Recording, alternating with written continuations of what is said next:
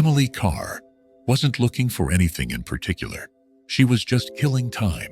It was a cloudy Thursday afternoon, and after finishing a long shift at the clinic, she wandered into a small thrift shop tucked between a laundromat and a closed-down bakery on the edge of town. The bell above the door jingled softly as she stepped inside. She was halfway down the aisle of old hardcover books when something in the window caught her eye. A wedding dress, but not just any dress.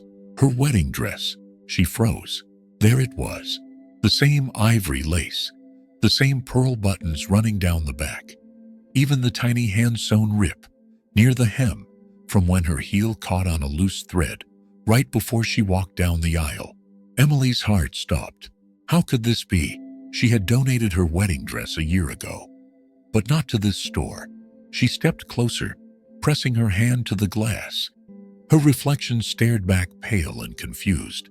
She hadn't seen that dress since the divorce, and yet somehow it had found its way back to her. Inside the thrift shop, she walked straight to the mannequin. The dress looked untouched, preserved, like it had been waiting for her. And then she saw it. Tucked into the lace near the neckline was a folded note, yellowed at the edges, handwritten in ink that had slightly faded. She looked around. No one else seemed to notice.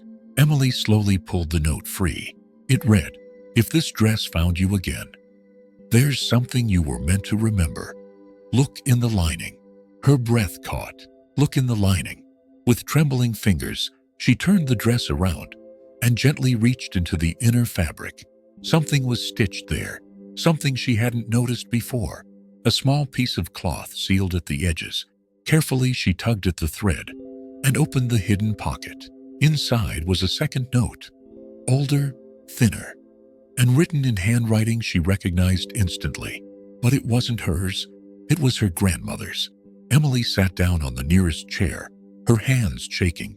She hadn't seen her grandmother's handwriting since she passed nearly 5 years ago. The note simply said, "One day, this dress will return to you when you need it most. Don't ignore the signs. Love, always, Nana." She stared at it for minutes. Questions spiraled in her mind. How did her grandmother know the dress would come back? Why would she hide a message in the lining of a dress Emily hadn't even worn until after Nana passed? Nothing made sense, but something in her chest, something quiet and familiar, told her this wasn't a coincidence. It was the beginning of something, and she was about to follow the thread all the way to the truth. Emily couldn't stop staring at the note. Her grandmother's handwriting was unmistakable, slightly slanted to the right, with a looping flourish at the bottom of every Y. The ink had faded, but the words still hit with full force. "One day, this dress will return to you when you need it most." But how could that be? Her grandmother had passed away 5 years before Emily even wore the dress. Emily hadn't even picked it out until months after Nana was gone, and it had never been a family heirloom. She'd bought it from a boutique downtown, or so she thought. She placed the note gently in her purse, folded the dress over her arm, and brought it to the counter. The cashier, a teenage girl chewing gum and flipping through a magazine, barely glanced up. $10. Emily hesitated. "Can I ask how you got this?" The girl shrugged. "Came in last week with a box of other donations. No name, just a handwritten tag that said, 'Return to her.'" Emily's blood ran cold. "Did you keep the tag?" The girl reached behind the counter and pulled out a crumpled paper square. It read, "For Emily, trust the signs. No signature, no sender, just that." That night, Emily laid the dress out across her bed. The last time she'd seen it like this, she was stepping into it on her wedding day, a day she'd once thought would mark a beginning. Instead, it became the start of a slow unraveling. 5 years of growing distance, quiet arguments, and finally a divorce she never wanted, but couldn't stop. She'd given the dress away, hoping that letting go of the memory would help her let go of the pain. But now it was back, and somehow her grandmother was tied to it. She poured a glass of wine, grabbed a pair of sewing scissors, and sat down with the dress. There was something odd about the hem, near the rip, the same one she'd caught her heel on years ago. It looked reinforced, like someone had stitched it twice. Carefully, she snipped the inner seam. Another note, this one smaller, almost a scrap, folded tight, written in the same familiar script. If you're reading this, then you listened. Go to the place where we planted the roses. Look beneath the stone rabbit. Emily's heart dropped into her stomach. The roses, the rabbit, the garden, her grandmother's backyard. Years ago, they'd spent an entire summer planting roses around the edge of Nana's garden. Emily was just 10 at the time, and she remembered complaining about the heat, the bugs, the dirt. But Nana had smiled and said, "The best things in life grow out of messy beginnings." In the center of the garden sat a stone rabbit statue. Nana had placed it there after Emily's favorite storybook character, Mr. Hopper, because they read that book together every spring. She hadn't been back to that garden since Nana's funeral. Now she knew she had to go. The next morning, Emily drove across town to the old neighborhood. The house had been sold after her grandmother's passing. An older couple lived there now, but the garden out back still looked almost exactly as she remembered it. She parked across the street and just stared for a moment. Memories came rushing back. Summer afternoons with dirt-streaked knees, the scent of roses in bloom, and her grandmother's voice humming while she watered the garden. After a long breath, Emily knocked on the door. A woman answered, probably in her 60s, with gentle eyes and gardening gloves in her hand. "Hi. I know this is strange," Emily began. "My grandmother used to live here. Her name was Evelyn Carr. I helped her plant the roses in the back when I was a little girl." The woman smiled warmly. "Oh, you must be Emily. Evelyn talked about you often." Emily blinked. "You knew her?" The woman nodded. "I was her neighbor for years. When she passed, we bought the place from the family estate. Come on in. I think she'd be glad to know you came back." They walked through the house, and when they stepped out into the backyard, the air shifted. The roses were still there, older now, thicker with age, but blooming in soft wild waves of red and pink. And there at the center sat the stone rabbit, exactly where it had always been. Emily thanked the woman, then knelt beside the statue as she gently ran her fingers along its surface. The stone was weather-worn, but solid. It hadn't moved in decades. She pressed her hand to the earth. Just behind it, soft soil but compact. Taking a small garden trowel from a nearby flower bed, Emily began to dig. A few inches down, something hard met the metal. Her breath caught. She cleared the dirt. A small rusted tin box. Inside was another note and a photograph. Emily wiped away the dust, unfolding the paper carefully. "Emily, there are some things we don't understand until we're older. This dress isn't just about a wedding. It's about where you come from. It's about where I came from, too. Ask your mother about her wedding day and about the dress she wore." Emily's eyebrows knit together. Her mother. She picked up the photo beneath the note and nearly dropped it. It was a black and white picture of a young woman in a wedding dress. The dress, her dress, only it wasn't Emily. It was her mother. She had never seen this photo before. Her mom had always told her she bought a simple satin gown for her wedding. She never mentioned lace or pearl buttons or anything resembling this. Emily stared at the picture, heart pounding.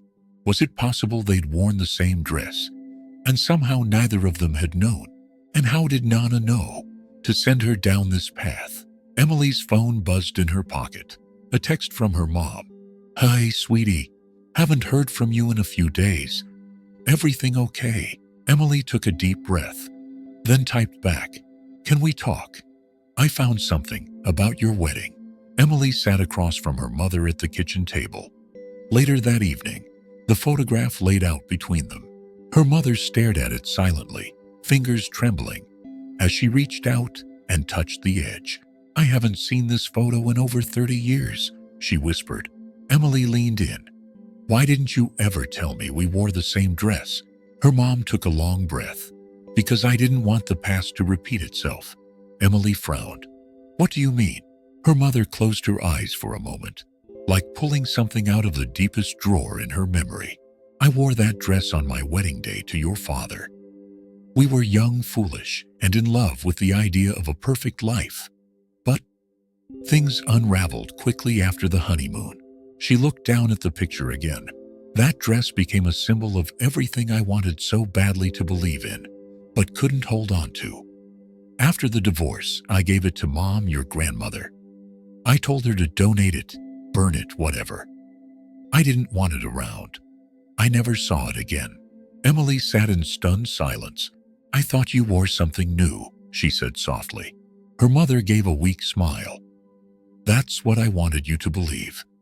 I didn't want to pass down that kind of pain. But I should have told you. Especially when I saw your dress on your wedding day and realized it was the same one."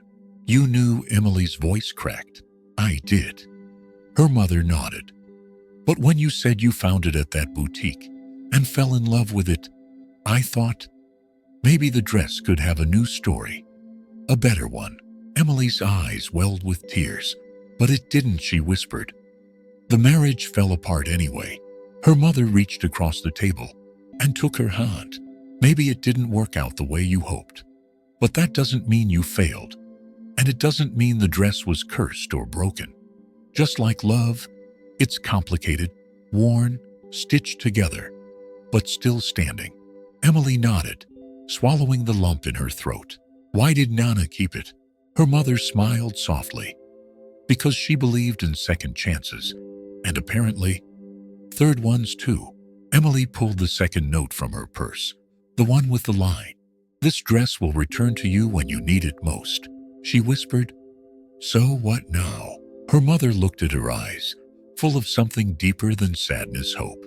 "Maybe now you write the next chapter." That night, Emily took the dress from its hanger once more. But this time, she didn't lay it out like a memory. She folded it gently, wrapped it in tissue, and placed it inside a cedar box. Then she sat down to write a letter of her own. Emily's pen hovered over the paper for several minutes before she finally began to write. Not a text, not an email, but an actual handwritten letter, like her grandmother once wrote. The words came slowly at first, but then they poured out like water behind a broken dam. "To the next woman who finds this dress, I don't know who you are or what stage of life you're in. Maybe you're about to get married. Maybe you just got your heart broken. Or maybe, like me, you're wandering through a thrift store and the world quietly tilts when you see this hanging in the window. This dress isn't just lace and thread. It carries pieces of 3 women, now each of us, with our own story, our own heartbreak, and our own healing. If you're holding it, maybe that means you're ready for something too. A truth, a beginning, or maybe an ending that teaches you more than the fairy tale ever could." She paused, then added, "Whatever this dress means to you, I hope it reminds you that life is not linear, that love doesn't fail just because it ends, and that sometimes when things fall apart, they leave just enough space for something new to grow. Wear it if you'd like, or don't. But whatever you do, know that you're not alone." She signed it, Emily Carr, July 10th, 2025. She folded the note and tucked it into the same lining her grandmother had once used. Then she stitched the hem closed again, carefully, lovingly this time, not to forget, but to preserve. Over the next week, Emily made arrangements. She didn't want the dress to sit in a closet. She wanted it out there again, waiting for the right person. Not for sale, not for profit, just waiting. She walked back into the thrift store where it all began. The same bell jingled overhead. The same teen cashier looked up. Emily placed the cedar box on the counter. "I'd like to donate something," she said, with a smile. The girl opened it and gasped. "This is beautiful." "It's had a long journey," Emily said softly. "Maybe someone else is ready to pick up the thread." The girl nodded, eyes wide. "No price?" she asked. Emily shook her head. just a note inside. And with that, she left the shop, the bell ringing behind her, like punctuation at the end of a sentence, or maybe at the start of a new chapter. 3 weeks later, the thrift store phone rang. It was a quiet Tuesday afternoon, and the girl behind the counter, her name was Lily, picked it up between folding sweaters. "Hello, Second Chances Thrift." The voice on the other end was hesitant. "Hi, I was just in last weekend. There was a wedding dress in a cedar box." Lily perked up immediately. "Oh yes, that one's still here. You saw it." I couldn't stop thinking about it. "Is it still available?" "Of course," Lily said, glancing toward the shelf near the front window, where the dress now sat, glowing in the sunlight. There was a pause. "I'm coming back. Today. Please don't let anyone take it." By the time the bell over the door chimed that afternoon, Lily already had the box ready on the counter. A woman in her late 20s stepped in, eyes scanning the store, like she wasn't sure if this was all a dream. She approached slowly, almost reverently. "This is it?" she asked. Lily nodded. "It's been waiting for someone." The woman's fingers trembled slightly as she opened the lid. She lifted the dress out and gasped. "It fits perfectly," she whispered. "Just like I remembered." Lily tilted her head. "Remembered?" The woman smiled softly, tears forming in the corners of her eyes. "I had one just like this. Before the fire." She introduced herself as Natalie. She explained that 2 years ago, she lost her entire apartment in a fire. Photos, clothes, memories, and her wedding dress. She wasn't even married yet. Her fiancé passed away, suddenly, just 6 months before the fire. The dress had been all she had left, or so she thought. Seeing this one so similar, so familiar, felt like the universe was handing her something she didn't even know she was ready to receive. "I wasn't planning to marry again," she admitted. "But recently, someone came into my life. Someone kind, patient. And when I saw this dress last week, I felt something shift." She ran her fingers along the inner lining. That's when she felt the seam soft, but oddly firm. Her fingers found the edge and tugged gently. The fabric gave way, and the letters slipped out into her hand. Natalie unfolded the note, eyes scanning the handwriting. Slowly, she read the words that Emily had written. The air changed around her. Lily, watching from behind the counter, said nothing, because sometimes silence holds more comfort than words ever can. Natalie stood there for a long moment, holding the letter in one hand and the dress in the other. Then, with a smile that carried equal parts sorrow and hope, she whispered, "I think this dress just told me it's okay to love again." Natalie took the dress home that day, but she didn't hang it in a closet. She laid it across her bed, sat beside it, and read the letter again and again. Each time, different words hit her harder. This dress isn't just lace and thread. It carries pieces of 3 women, now each of us with our own story. She didn't know who Emily Carr was, but somehow she felt like she'd known her all her life. The following week, Natalie made a decision. She didn't want this to be the end of the story, so she wrote her own letter. "To the next woman who finds this dress, I lost everything once: my love, my home, my future. Or so I thought. But then I found this dress, and inside it, I found hope. That I wasn't alone. I haven't worn it down the aisle yet, but I'm no longer afraid to believe in second chances." She tucked the letter alongside Emily's and resealed the lining with careful stitches, not because she was done with it, but because she understood now. This dress was never meant to belong to one person. It was meant to travel, to hold stories, to carry the voices of women who'd felt broken and found strength again. A few months later, Natalie wore the dress to a small, quiet ceremony in a sunlit garden. There were no chandeliers, no hundreds of guests, just laughter, soft music, and the man who had waited patiently for her heart to heal. As they danced, the dress moved like memory, soft and graceful, a whisper of all it had carried before. After the honeymoon, Natalie returned the dress once again, wrapped carefully in its cedar box. But this time, she left it at a different thrift shop in a different town. She added a small card. "This dress is not for sale. It's for the next heart that needs it." And she walked away smiling. Far away in another town, Emily sat at her kitchen table one evening when she received an envelope in the mail. There was no return address, just one sentence handwritten on the inside card. "Thank you. I was ready to give up, but your words found me just in time." Tears welled in Emily's eyes. The dress had found someone else, and the story was still unfolding. Years passed. The dress continued its quiet journey, traveling from city to city, hand to hand, woman to woman. Each time it reappeared on a thrift store rack or in a donation box, always with the same cedar box, the same handwritten sign, "Not for sale, for the next heart that needs it." Some found it just days before giving up on love. Some found it after a loss, a divorce, a betrayal. Some never wore it at all, but left letters tucked inside its lining, gentle words for the next soul to carry. One day, a young woman named Ava stepped into a vintage store in a small mountain town. She wasn't shopping for a dress, just looking for a place to warm up from the snow. But something in the corner caught her eye. A wooden box resting beneath a sign that read, "This is not just a dress, it's a story." She opened the lid. Her breath caught. She didn't know why, but tears welled in her eyes. She wasn't engaged. She wasn't even dating. But something in her heart knew this was meant for her. Inside, she found the letters now wrapped together with ribbon, fragile, but still legible.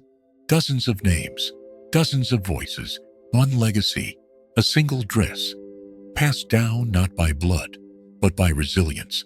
Ava didn't wear the dress for a wedding. She wore it for herself.